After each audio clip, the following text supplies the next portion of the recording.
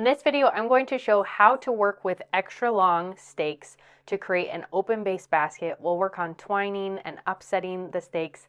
And this is the first part in a 3-part series where we'll be weaving a twill blanket basket. This is one of the Textile Indie basketry kits. If you check the description below, there's a link to purchase the instruction manual as well as the kit for this basket if you want to follow along and weave this basket along with me.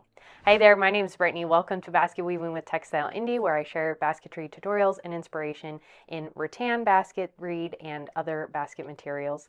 The materials and tools and the lengths you'll need to cut for your basket are all in our instruction manual. You can purchase that using the link in the description below. That has all the things you need to reference to be able to follow along with this basket. We're going to be working in an open base basket technique, which means that we create a grid pattern with 2 sets of stakes. So cut all of your stakes, have the centers marked, and then separate them into 2 piles so that there's an even amount per pile. And you can reference the cut list to reference how many you need. Take half of your stakes and get them damp. You're just going to dunk them in your water bin, lift them out, and tap them back on your work surface. That's why I have a towel here. And then go ahead and set your other set of stakes into the water bin just to get them out of your way. So you're working with half at a time. I'm going to tuck those in there. And now for this, we're working with extra long stakes because we're doing a rather large basket. So mine are going to fold over off of the table, but I want that center mark kind of centered in my space so that I can work around it and build my grid right here in front of me on the table. I'm going to use my spoke weight here to hold these down because they're really long and I need both hands to work. The spoke weight is really handy for this. So the center mark, the point of those is to make sure that we line these up here in the middle so that the lengths are even on both sides of that center mark and we build our base evenly. And so I'll line these up side by side, and sometimes it's easiest to lay a few down and then move the spoke weight onto that, on top of all of those. And we have quite a few stakes here, so sometimes you can slide these under. You want to get all of this first set laid out flat parallel with each other. And I am doing about a finger's width between each stake. If you have a little bit less, kind of scoot these around until they're somewhat even. You can eyeball this, and they are going to move. We'll do some adjusting and truing here in a little bit. We're going to lay these all out. So this is our first set of stakes, and they're all parallel to each other. Now we are going to do some truing here in a little bit once we have our grid all put in place, but it is easiest to set up right now because we have so many stakes in the dimensions that we want to aim for. So we're going for 12 inches across, so I definitely need to scoot some of these in. So I'm going to work from the middle out and inch these closer together so that there's not quite as much space in between. And then I'll double check from one edge of the stakes to the other. So I've got 12 there. For a blanket basket, you don't necessarily need a solid base to your basket. And actually, I find that the open base allows more airflow, so you don't end up trapping in air or moisture and causing mold or mildew in your blankets or in your basket. So having that little bit of space just allows that little bit of airflow so your blankets don't get musty. Now we're going to weave the second set of stakes. So pull those out of your water bin. Again, tap off the excess and then set these aside. I'm going to work on this side, the upper section of the center marks here. So we're working with an odd number of stakes, which means that this first stake can go right down the center, matching up with the center marks on our first set of stakes. And for this basket, it doesn't matter if you start on an over or an under. So I'm just going to start here, over, under, all the way across. And I'm lifting up the stakes, pulling those over the stake, and then find your middle of that original set that you laid down. Line that center mark underneath so it's about in the middle of that stake, and then slide this down so that you meet these stakes in place and those center marks are centered on that stake. Weave this one opposite of that first one. So we're over here, We're going to go under the next one, over, under, over, under, over, under, over, under, over, under, pull through, line up the center mark with the center of this stake. Make sure that you're opposite of that first one, and then come in and snuggle this in against that first one. You don't pull tight. You still want some space here, about a finger's width between, or the same width as going in this direction, because we're aiming for a square, so we want that 12 inches in the other direction as well. I've spaced those out fairly evenly. Again, we're going to do some truing here after we've gotten the base completely done, so just eyeballing it and making sure it's close enough. Now we have our center stake in place. We're going to weave a total of 5 stakes on one side of that center stake and 5 stakes on the other side of that center stake. So continue weaving an over under across the base, making sure you weave each row opposite of the previous one until you have all of your stakes woven into the grid of your base. With all of your stakes woven in, your grid will look like this. You'll be aiming for a 12-inch square, so 12 inches in both directions. And each of these spaces I want to be about even. So I'll come in and make some adjustments. You'll true up your base, which means you'll measure out from the center mark. So I'm lining up 6 inches at the center mark here and adjusting these outer stakes so that they meet that dimension that I'm going for. I'll do this in the middle as well. And then in the other direction, you may need to scoot things in towards the middle if you've exceeded that dimension. Once you have your square all measured out so that it's equally distanced on all sides in all directions, then you're ready to start the twining. If you're interested in more basketry information, techniques, tutorials, and coupon codes for the Textile Indie Materials shop where we sell basketry kits and other supplies, then sign up for my email update list. We send out a once-a-week email all about fiber arts, basketry, and other good stuff that's happening at Textile Indie. You can find a link to sign up in the description below, or use this QR code if you're watching on your TV. And we'd love to have you join the Textile Indie community in that way and get updates from us. Now let's dive into twining the base of our basket. To twine the base, we're going to use round reed. If you're using the Textile Indie Twill blanket basket kit, go ahead and pull out the round reed that's in that kit.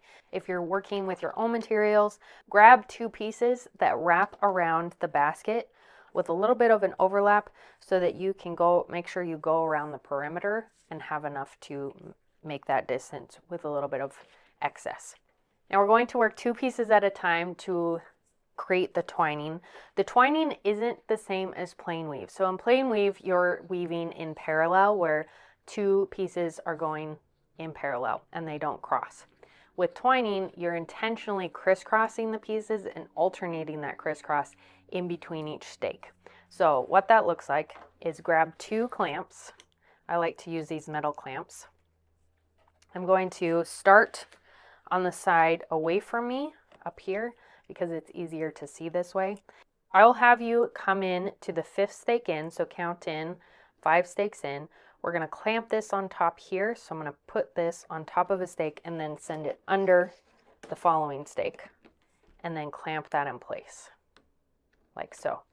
And then the next piece of round reed is going to sit on top of the following stake, so the 6th stake in from the right. I'm going to clamp this on top here. Make sure the clamp holds it. You can give it a little tug and it doesn't come loose. You want that clamp to keep the tension for you. Now this second piece we're going to send under the following stake, so under that 7th stake over. From the left side we're going to work 5 stakes in. So you're going to put the first round reed on top of the 5th stake in, and then the second round reed on top of the 7th stake in. And then we've set these up. Now this round reed that's on top is going to be our moving reed, but I'll have you bring both pieces to your left hand. This is your resting hand. You're always going to bring your reeds back to your resting hand in order to ensure that you don't get them tangled up underneath the basket and you can stay on pattern. Now the piece that floats on top of a stake, we're going to take and send under the following stake in sequence. So we're going towards the right. I'm going to press that down against this perpendicular stake and then bring it back to my left hand. Untwist the end so it doesn't get twisted or tangled down there, and then you can move on to the next one. So this next piece is floating on top of this stake. I'm going to bring it under the following stake, send this back to my resting hand. Make sure that it packs nice and close. Now the next piece floats on top here. We're going to bring this over and under the following stake. Pull that down, pack it in tight, back to your resting hand. This piece is floating on top. We're going to bring this under that last stake on this side. Bring your reeds back to your resting hand. Now, for corners, we're going to do it slightly differently. So here, the one that's coming underneath the corner, I'm going to press down and I'm going to fold that gently against that stake to ensure that I get a little crimp or a bend in that round reed.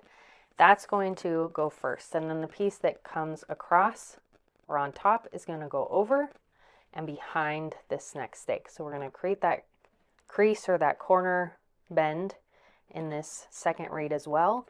Pull in nice and tight. If you have a little bubble here, that's going to stick out once we bring these upright. So try to pull that in nice and secure so you don't end up with excess reed there. Now we'll go back to our resting hand. If you're working on a towel, what's really helpful is if you rotate this whole situation around so that you can look at your basket the same way we started.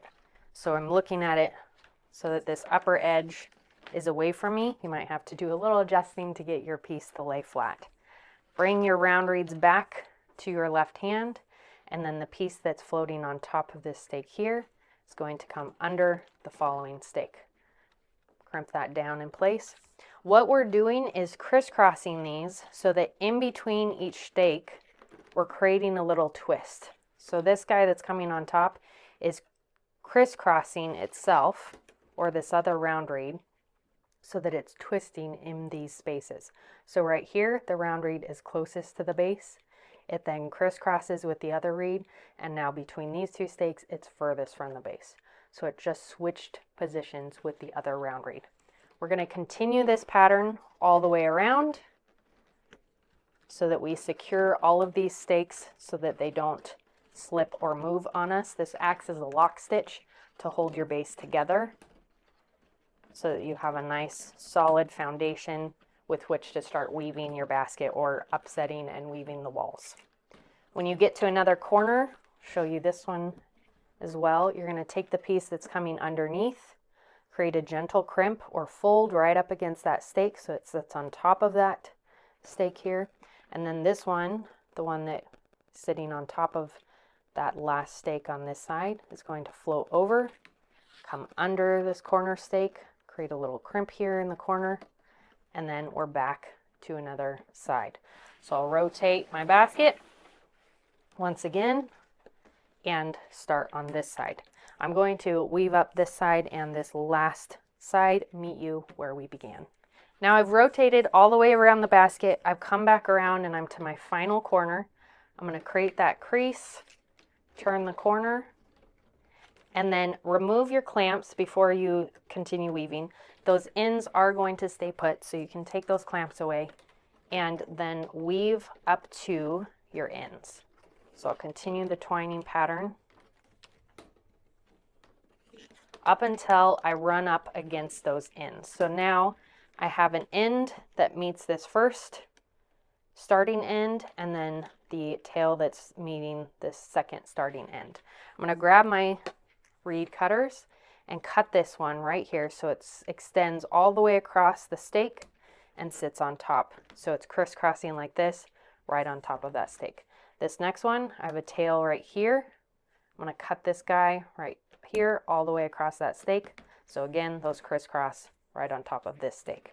Now your base is complete and we're ready to move on to upsetting. If you're going to continue with me in the next video in this series, go ahead and store this, set this aside.